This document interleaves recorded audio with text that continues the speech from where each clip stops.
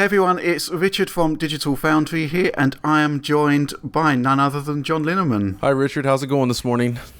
Yeah, so I'm sitting here in a hotel room in New York. I've had maybe 4 hours sleep since I got back from the PlayStation meeting and wrote up the main article that's now up on Eurogamer. So I just thought that we would sit down and have a chat about what I saw last night, because fundamentally I think it's very different from what you saw. Yeah, I think that's kind of the key thing. Yeah, okay. So, well, why don't you start by telling me what you did actually saw and what you didn't see, I guess. I mean, from my perspective, there are some basics here. First of all, I've kind of seen some of the media that you've had access to, which looked like really low quality 4K H.264, and obviously the fact I've seen everything on a top-end 65-inch and indeed 100-inch Sony 4K HDR screen, and you haven't. Now, this is quite important. I mean, you've just bought a new 4K screen, right? Tell us a little bit about that one. Yeah, I just upgraded to one of the LG OLED TVs, the 2016 model. I actually went for the B6 due to the astronomical prices in Europe, but so far I've been extremely happy with it, and am eager to see some more HDR content on this thing, because what I have seen is absolutely amazing, but none of that was visible last night, obviously, for us streamers. Yeah, now I think the Mass Effect video, it's kind of low contrast content and not much action going on, so I'm pretty sure the detail on that media asset resolves pretty well, but it's still nothing like what I saw, because the vibrancy of the color, detail resolved in dark and bright areas especially, is just on a completely different level to that particular asset. So there's the thing, really. On the one hand, it's really tough to sell this because what we're seeing is completely different from, well, I wouldn't say completely different, but it is markedly improved from the quality of the assets, both in terms of the quality of the core video and the HDR element. And, the other thing, of course, is that Sony is effectively going to rely on people to, A, buy a 4K screen, and B, buy the right 4K screen to see PlayStation Pro at its best. So obviously then the issue starts with, one, they couldn't really show this to the people at home, right? Because the stream was just 1080p 60, lots of compression artifacts, but then even after the fact, they put up for a 4K version of the full conference, which you're kind of seeing here, and it just isn't, the quality isn't there. They sacrificed... They bumped up the resolution at the expense of bitrate. You're not seeing the high dynamic range feature. And after the show, they actually did a separate stream where they were talking to developers and other Sony people, and they were misrepresenting the feature of HDR, even comparing it to photography with the way like the iPhone works and whatnot, which I don't think a lot of people really like. And it doesn't really look anything like what we're talking about here with HDR on a TV is, right? So they're mis-selling it to people. They have no way to show it to people. They haven't actually made any HDR media available for those that have the hardware to view it. And it's just, and people really still aren't sold on 4K yet necessarily. And they didn't really do a good job of saying, well, for 1080p users, here's what you get. I mean, they said, sure, super sampling is now in there, right? That's great. But the average consumer may not actually appreciate or understand what's going on there. It's like they needed to do a better job of really telling the general consumer, or at least even the upper mid-tier to high-end consumer, like why this matters. And they didn't do that. Well, from my perspective, there were some amazing demos there, and let's go through some of them. Sure, yeah, let's hear about them. Yeah, the Sony first-party demos, there was Infamous First Light, The Last of Us Remastered, Uncharted 4, Days Gone, and Horizon Zero Dawn. Okay. Now, all of these demos had the ability to toggle between 4K and 1080p resolution, and they also had the ability to run in full HDR, and they also had they could also turn that off. They could simulate SDR on the HDR screen, so you could see what the improvement was. So to take for one example, Horizon Zero Dawn, at 1080p it looked kind of blurrier. Sure. And that answered one specific question I had, which is, can a GPU that is fundamentally 2 times as powerful as 1080p service a resolution that is 4 times the pixel density of 1080p? And they're using this 4x4 checkerboard rendering upscaling technique there. And we've kind of had an inkling of what it's capable of based on a slide from a Valve presentation, but we've never actually seen it in action. Now, the first time I saw it was on Days Gone, and the guys were talking to another journalist at the time, and I was just looking at the screen and didn't have much to do, so I just moved closer to the screen and closer, because I'd heard from one of the other journos on site that they were using the checkerboard, and I was extremely impressed with the quality of the presentation that I was seeing there. The sort of usual upscaling artifacts that you get, a kind of shimmering effect. Yeah, a little bit of edge ringing, slight blur, that sort kind of thing. Stuff. I mean, yeah, it was looking really solid, and I wouldn't say that there is the absolute pinpoint clarity of native 1080p, but you're going to be sitting a ways out from the screen, and the detail upgrade is palpable. Now, when I actually had the Days Gone demo, they were showing a number of features, specifically on the main character. The detail on his costume was just in another world when switching between the 1080p and the 4K. Nice.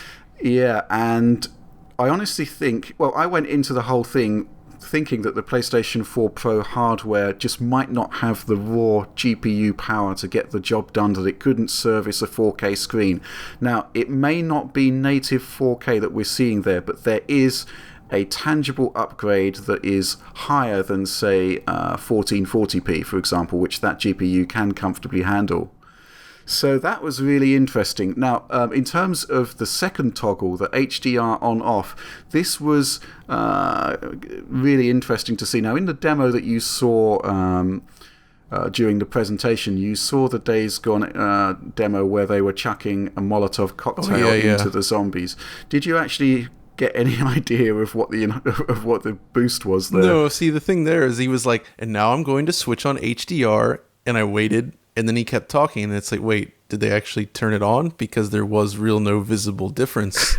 Okay, right. There is a visible difference, which is kind of like, in a nighttime scene, because it's black, you're losing a lot of the detail.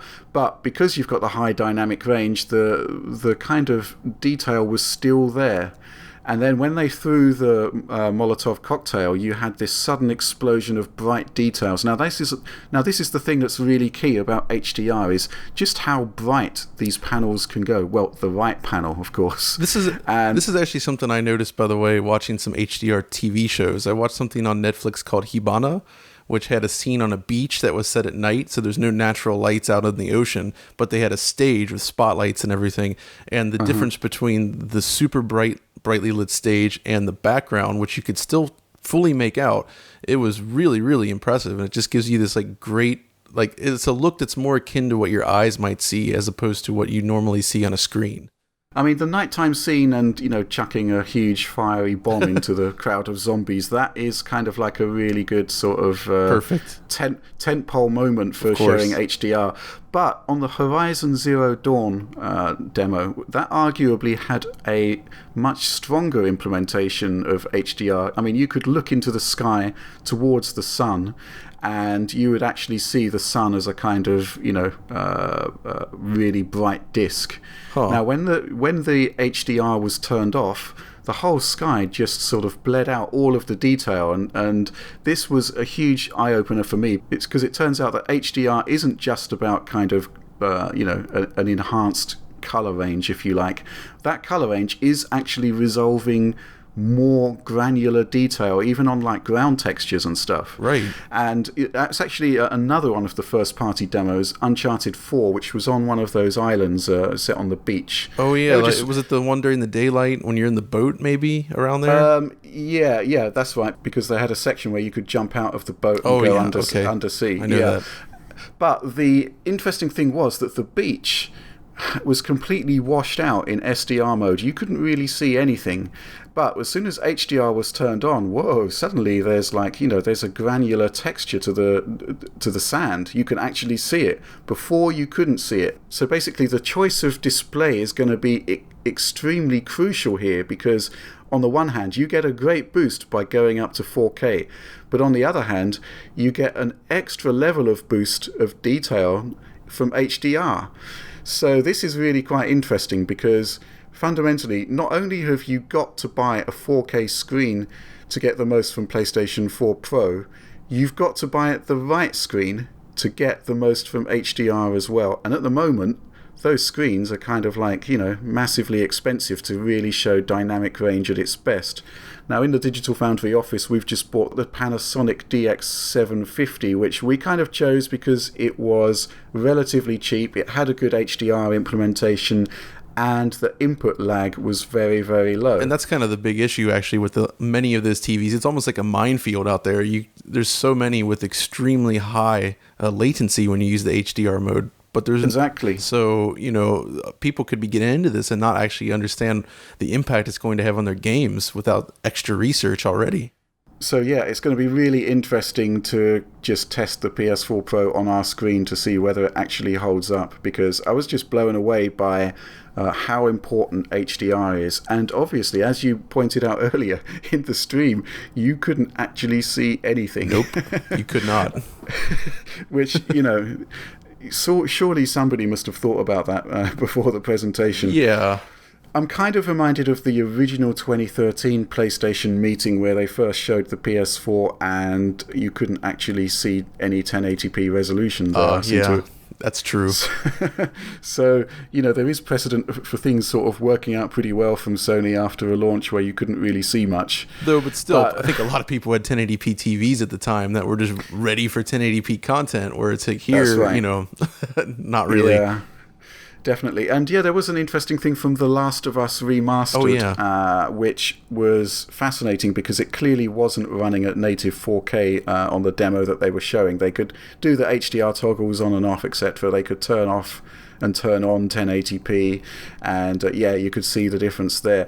But it was actually talking to the developer that things really became interesting, because the PS4 version has that 30 Hz mode, which has higher resolution shadow maps. Oh yeah. But otherwise, it's just a locked 30 FPS.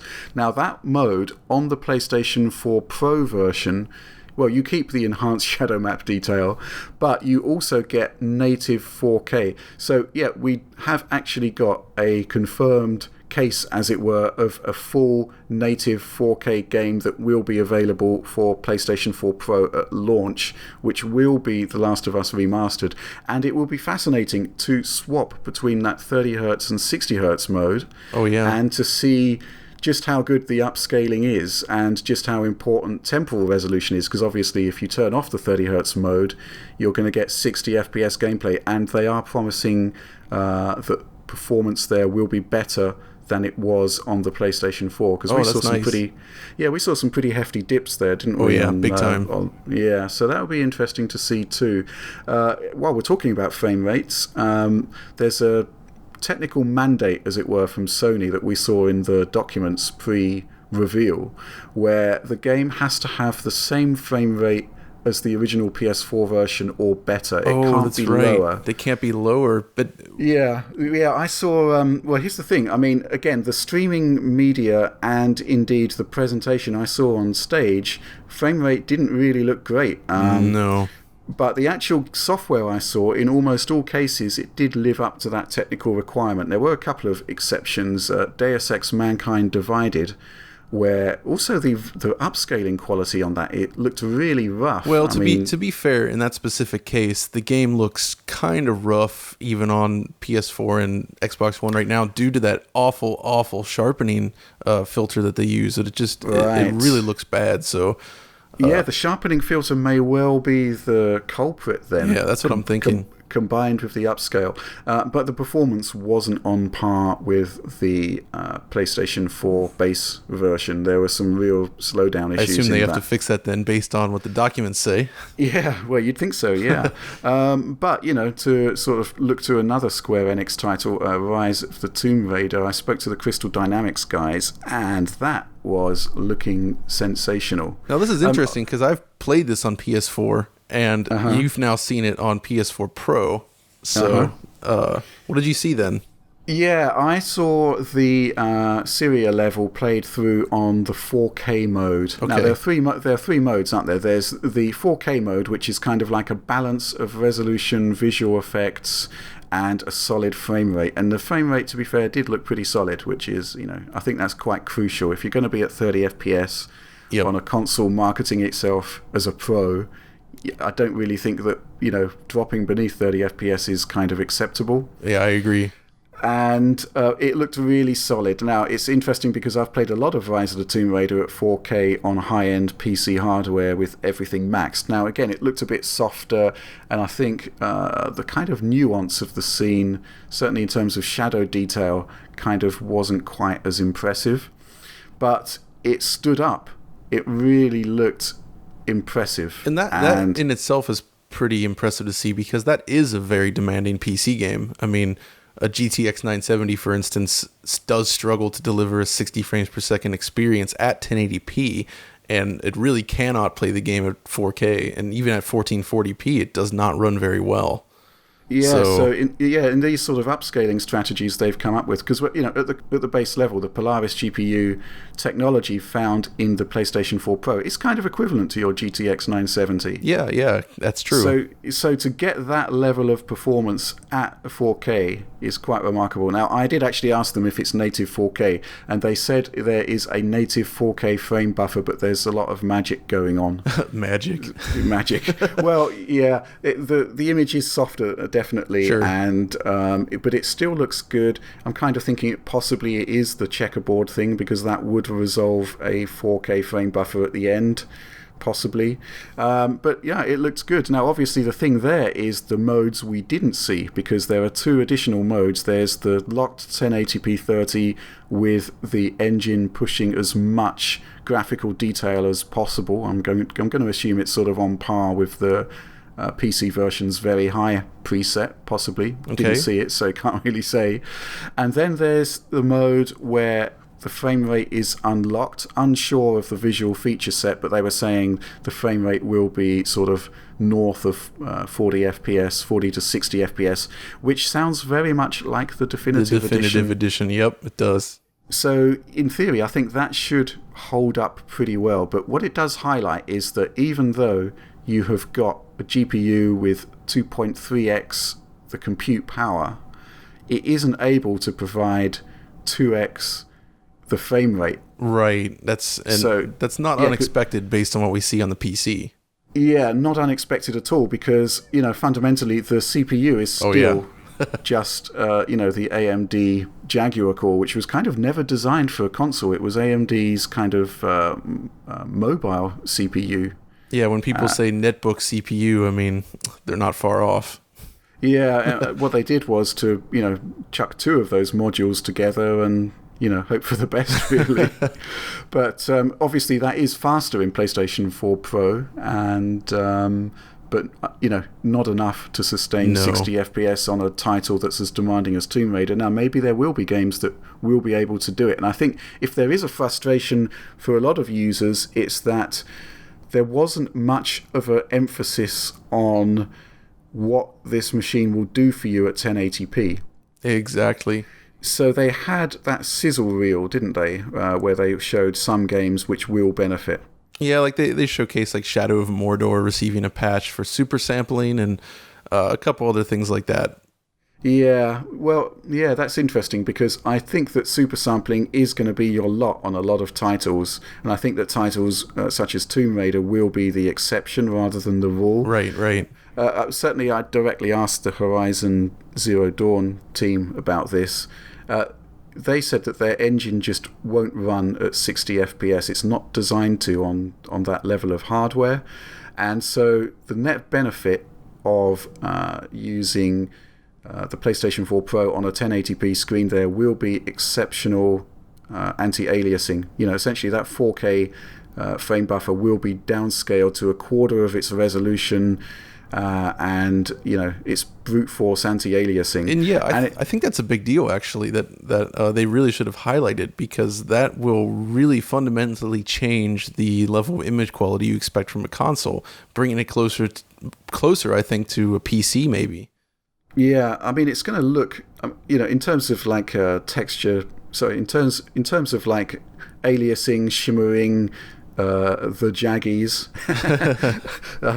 that would be a bit of a non-issue, and hopefully we should expect to see a more consistent frame rate. Yeah. That's something else that they said at a developer roundtable I went to afterwards. Which, by the way, thinking of that, you noticed the Tomb Raider thing with the 60 frames per second mode that's not available on the stock PS4. The documents kind of specified earlier that you weren't really going to be seeing a performance difference, but clearly that's now an option here. What's interesting is that the documents were saying that you can't have features. Oh, okay. You can't have features on the PlayStation 4 Pro that that are not there on the PlayStation 4. But obviously, developers are already testing that limit, because those three options are not going to be available on the original PlayStation. I actually asked them, I said, obviously the 4K mode is off the table, but the two other modes, are those going to be available for base PlayStation 4 users? And no, essentially you're going to have a set level of visual quality, which you've experienced at Gamescom. Yep. And it's perfectly fine. It's sure, Rise of the Tomb Raider. It looks great, but those additional features, they are specific rendering features, mind you, not gameplay features, which might be how they got around that one. Yeah, that's what I'm thinking. Yeah, there is some bonus gravy there for the PS4 Pro owners, and I'm going to be interested to see the extent to which developers actually do provide an enhanced 1080p experience. I mean, I just woke up this morning after a few hours of sleep. Friends on Facebook, I want Drive Club at 60 frames per second. Oh, great. And so do I. I mean, because I've played it on PlayStation VR at 60 frames per second, and it's brilliant. So hopefully they will be able to do something like that. But what's clear is that they don't want to leave the existing PlayStation 4 behind. They want to have the same experiences, just with a huge graphical upgrade. And the key takeaway from me was that upgrade is there, but it sounds as though you guys just didn't get to see any of it. That's exactly right. Yeah, and they really need to tackle this one with higher quality direct download media. There's no other way they can do it at the moment. I think it's actually a harder sell than VR, to be honest, because VR has a certain mysticism around it if you haven't tried it, where you want to know what's inside the headset, so people are willing to give them the benefit of a doubt.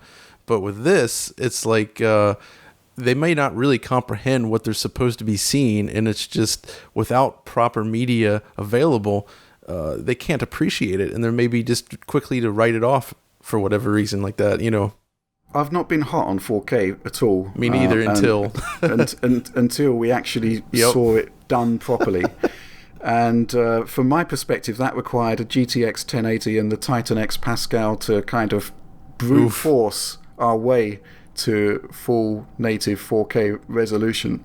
And it is epic. And I've been trying to capture that experience by doing those videos for the channel, full 4K 60. Yeah. It won't show the full magnificence of the experience, but it gives you an idea of the boost. I got back in feeling really kind of pumped about it, because I was a skeptic. I ran the tests using the Polaris GPU. I knew that the GPU couldn't handle native 4K, and it was kind of looking dodgy at 1800p. And even at 1440p it was holding up, but not spectacularly so. What I saw tonight was really good content that looks fantastic on a UHD screen. Whether it's native 4K or not, the extent to which that is important is only going to become evident once we can actually stack it up against a full-fat PC. But this is a $400 box at the end of the day.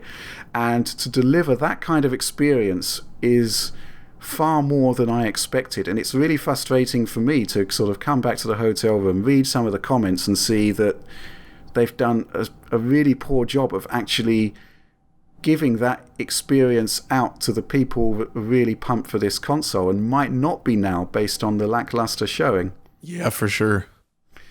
Yeah, okay, so, well, I think we're going to leave it there, John, because we've been going for quite a while now, but there is quite a lengthy article on Eurogamer, 3 hours with PlayStation 4 Pro, which I wrote as soon as I got back in from the event last night, until I literally sort of keeled over and couldn't do any more.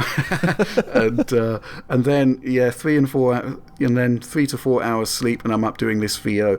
But, you know, all I can really say is that it's a really palpable upgrade. It's an upgrade I want, and I think it's going to do really well, but there's a massive communication issue here in actually showing that experience. They're going to have really nice 4K screens set up in all of the gaming stores. Yeah, for they're sure. They're going to need to get this sampled to a degree that's on par, if not more, as you say, than PlayStation VR.